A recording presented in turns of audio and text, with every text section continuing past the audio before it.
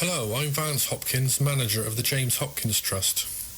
James was my son and was born in Gloucestershire Royal Hospital in September 1987. He spent 4 months in special care before being diagnosed with a rare condition called central nuclear myopathy, which resulted in his muscles being very weak. He wasn't going to be able to speak or walk, and to enable James to live at home meant that my wife and Heather and I had to be trained in nursing tasks, especially tube feeding and suctioning every hour on the hour, otherwise James would choke because of his weak muscles.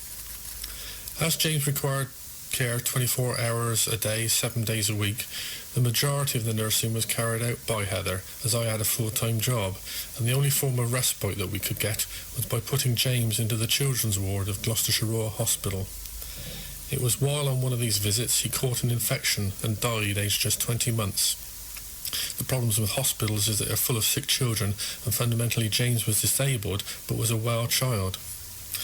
We then started the trust in his memory in 1989 and resolved to provide the type of help that we knew from personal experience other families in similar situations desperately needed.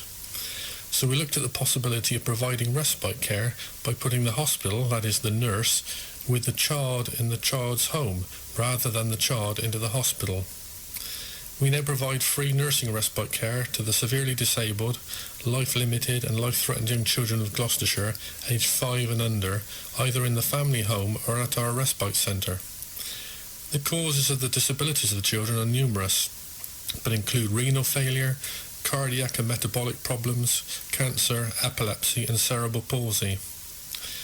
This respite enables the parents to take a break, perhaps doing a bit of shopping, spending some quality times with siblings, or perhaps even just getting some sleep, all safe in the knowledge that their child is being safely looked after by a qualified nurse. And once a nurse is allocated to a child, the parents know that the same nurse will be there every week to provide that break and enable them to recharge their batteries.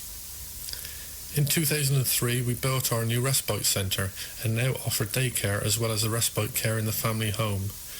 As well as housing the charity offices, the centre also includes a day room, multi-sensory rooms and a sensory garden, all designed to help stimulate the child's senses.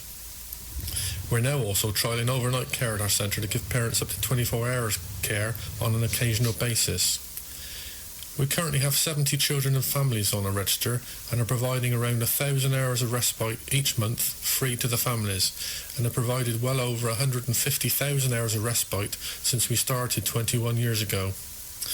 We have our own bank of 32 James Hopkins nurses, and it costs us over £300,000 a year to provide all of these services. So raising funds to pay for all this care is an important part of the charity's work, and events organised by the local community play a large part in meeting our fundraising target. Every penny donated from the profits will be spent providing nursing respite care for the severely disabled, life-limited and life-threatening children of Gloucestershire, so a big thank you in advance.